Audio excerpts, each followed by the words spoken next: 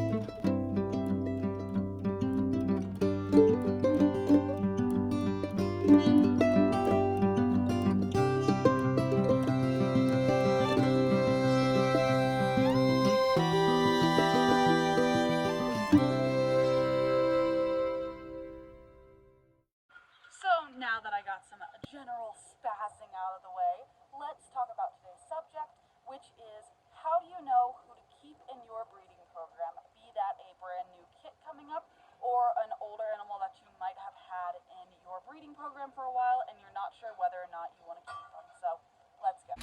So the first thing I think is a really good topic to think about when it comes to keeping an animal is general purpose. Are you a show breeder or are you a meat breeder? And even with those two things in mind, the question still remains of, are you going to keep true to the SOP or not?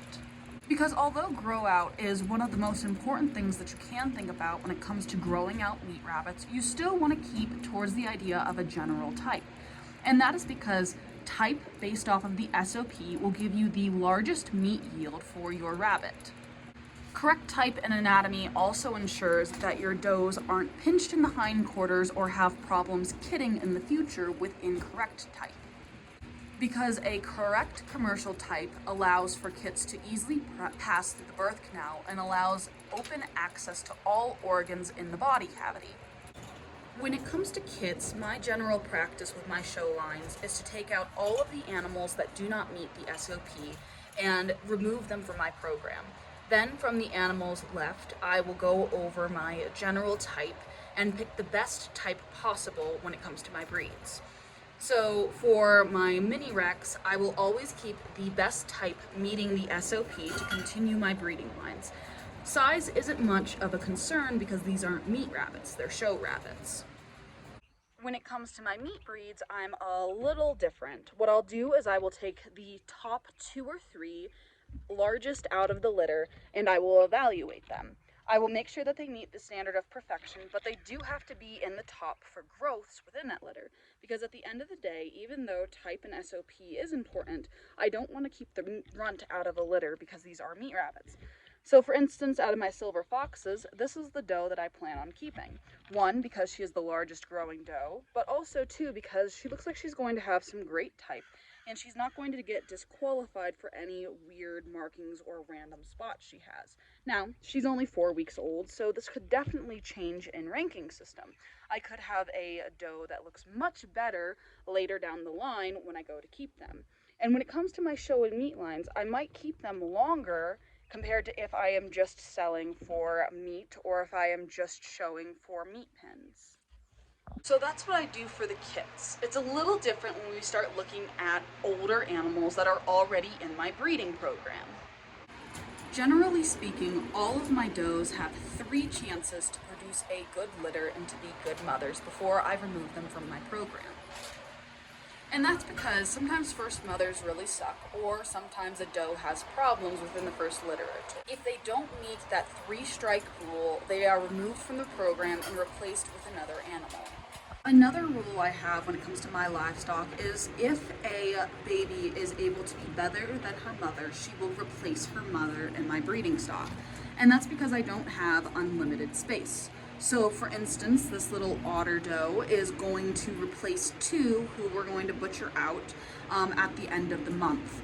And that's just because this isn't necessarily Two's daughter, but this is better stock, and I'm not impressed with Two's progression as a mother.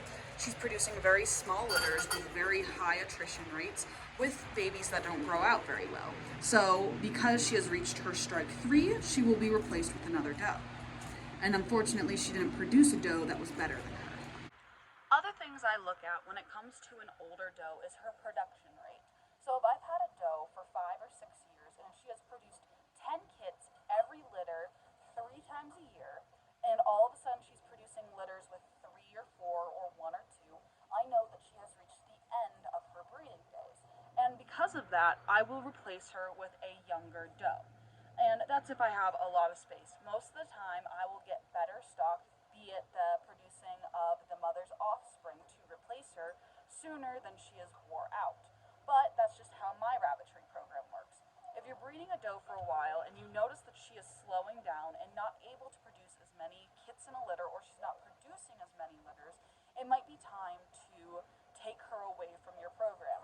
And taking her away from your program means either moving her on to another home or culling her out. So it's up to you on what you want to do.